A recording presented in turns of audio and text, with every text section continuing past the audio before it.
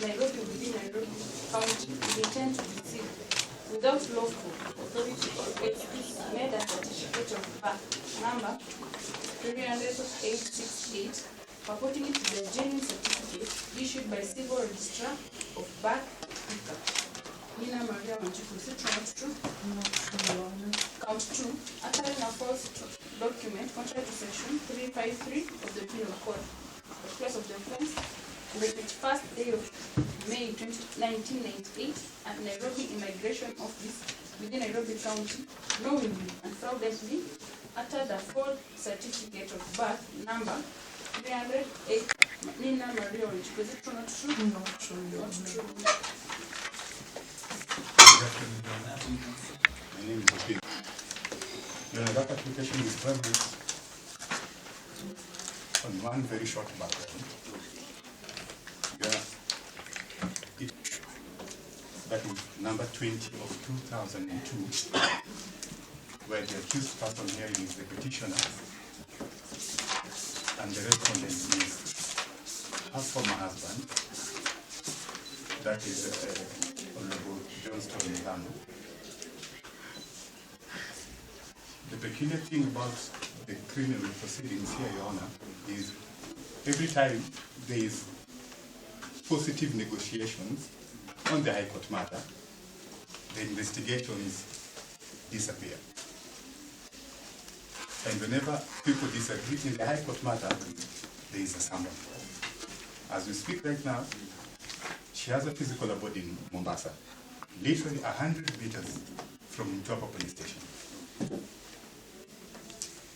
So, every time she's summoned, this is something that has been going on since 2002. Every time she's summoned, actually the 2 immediate times she's been summoned was to Kilimani police station. She has to board a plane or take a CR, come to Kilimani, record a statement. She's recorded a statement on this issue, I think 3 times in a span of more than 10 years. Over the same issue? Over the same issue, yes. It is totally pegged to the High Court matter, but I believe those are issues we are going to ventilate at a further point. Your Honor, with regard to the idea of reasonable bail and bond terms, as I've indicated, and this is well known to the investigating officers, even today when she's brought to court, she was not arrested, she was summoned to Muthamas police station. She presented herself together with her grandchild. They were detained in the police station. That's Friday evening. Transported to Nairobi together with the grandchild. On Sunday, that's yesterday, I visited the Kigiri police station. Weirdly enough, the only person who could grant her police bond of bail was unavailable.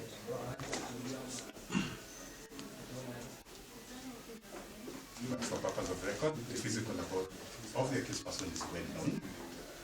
She has always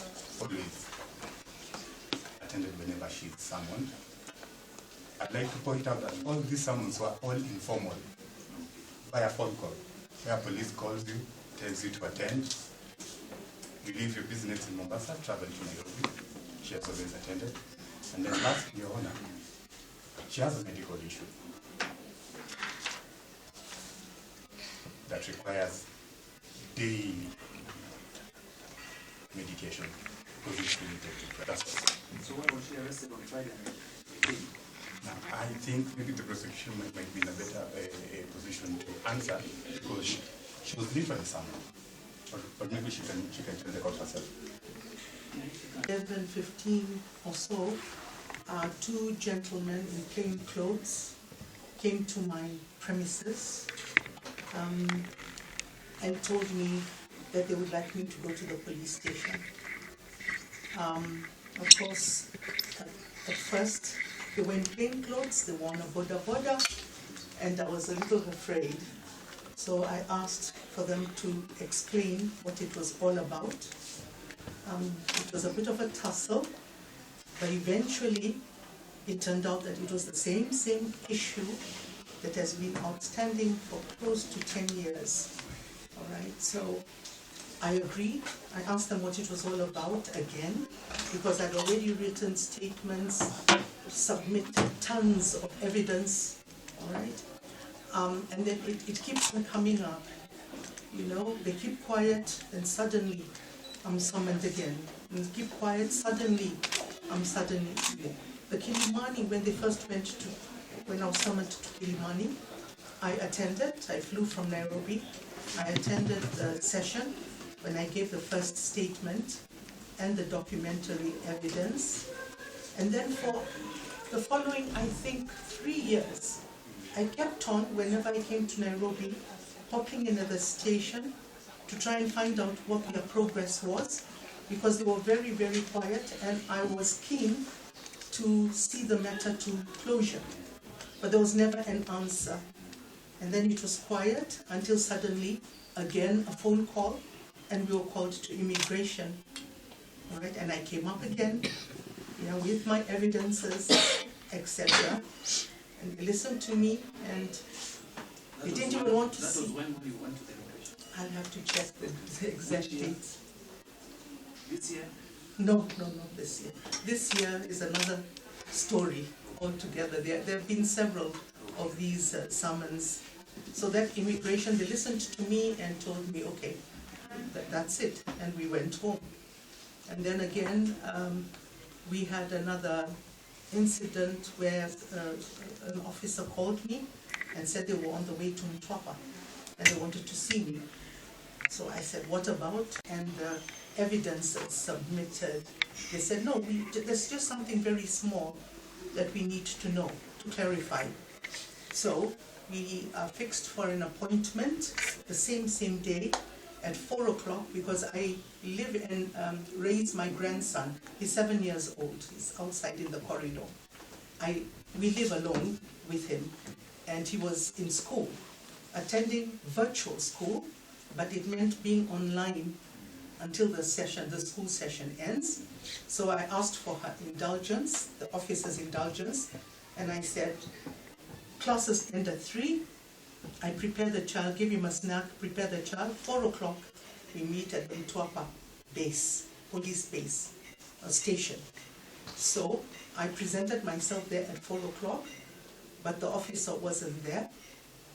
I sat at the DCI reception. The receptionist tried to raise her on the phone. There was no response to the phone call. They asked me to try and use my number to raise on the number that had called me. Again, there was no response. I sat there until around, I think it was 5:30, when the DCI officers told me they're now closing for the day. So I had to leave because they were locking up. So I left at around 5:30 or so. Okay, so that was that incident. And then again came, and nobody called me back in response to my phone calls. Then came last Friday, and the two men came. And when they told me what it was all about, of course I recognized the story, and I responded, and I went to the Muthamas. I did not go myself. Of course now they accompanied me. One came into my car, and we drove to the Muthamas police base. When I got there, that is when it became obvious that I was being held. I was going to be held.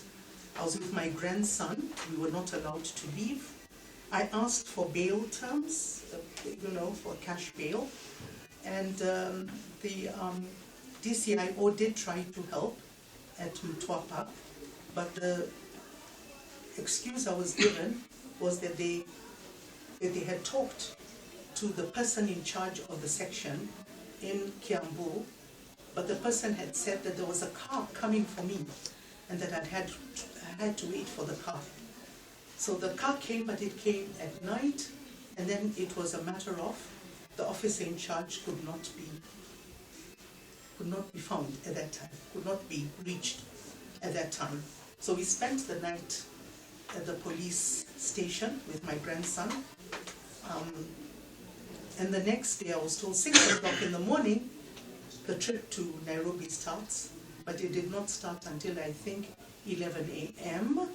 So we were arriving in Nairobi at night, and I was taken to Gigiri police station and booked in. This time not with my grandson, because his mother lives in Nairobi. My daughter, who's the subject of this issue, lives in Nairobi, and she came and managed to take the child with her. So last night I spent the night alone at Gigiri police station. I think that in a nutshell is what has been happening. Can we finish? Yes. You know, at this juncture, is the fact that we're dealing with an accused person who can take us to the police station and inquire about the progress of a complaint filed against her. You know, my concern was, why was she being detained? That's my only concern. That's why I wanted somebody. Okay, I can give my first-hand experience because I was there. Yes, when I they told me that she was brought in by the serious crimes, the DCI Serious Crimes Division. So until I personally go and look for them, they cannot help me. So the problem is now getting the person handled, because no one is willing to help, maybe give you a number or for whatever it is. Yes. I think this one.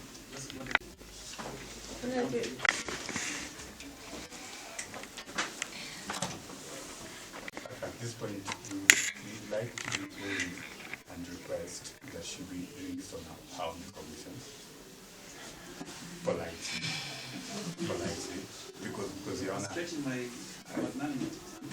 for purpose of record, the prosecution has been given an opportunity to respond, and she has not denied on the aspect that this is someone who takes herself to the police station. And the investigating officers know her house. I believe it's not a rental. No, it's ours. Yes. Alright, so I'll admit her to a cash bill of 50,000. So I'll admit her to a cash bill of 50,000, and then she'll provide one contact person. So a cash bill of 50 with one contact person. So we can have a date for the trial. 4th September. Most of that, Thank you very much.